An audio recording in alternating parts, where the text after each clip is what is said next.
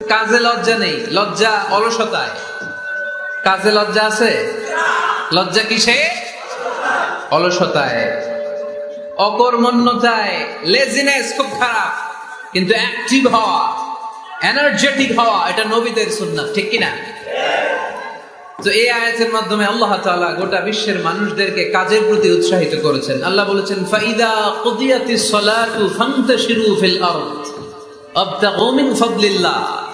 যখন সালাত শেষ হয়ে যায় তখন তোমরা জমিনে ছড়িয়ে পড়ো, প্রত্যেকে প্রত্যেকের ওয়ার্ক প্লেসে চলে যাও, কাজ করো। আবতাগু মিন ফাদলিল্লাহ, আর আল্লাহর দেয়া ফদল তালাশ করো, রিজিক তালাশ করো। মসজিদের ভিতরে রিজিক আছে? কথা কয় না।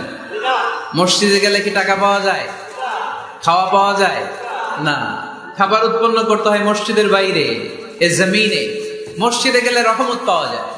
মসজিদে গেলে কি পাওয়া যায়? এজন্য মসজিদে ঢোকার সময় আমরা কোন পা দিয়ে ঢুকি?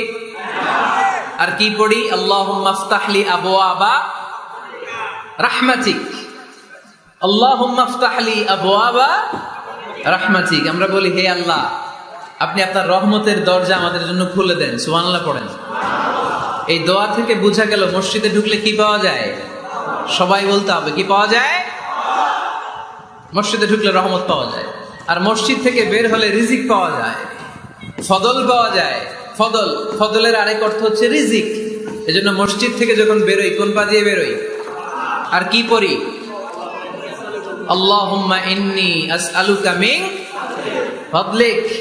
হে আল্লাহ, আপনার কাছে আমি আপনার ফদল চাই, রিজিক চাই। এই ফদলের কথাই আল্লাহ কোরআনে বললেন, فَإِذَا قُضِيَتِ الصَّلَاةُ فَانْتَشِرُوا فِي الْأَرْضِ وَابْتَغُوا مِنْ فَضْلِ اللَّهِ وَاذْكُرُوا اللَّهَ كَثِيرًا لَعَلَّكُمْ تُفْلِحُونَ। সুবহানাল্লাহ পড়েন।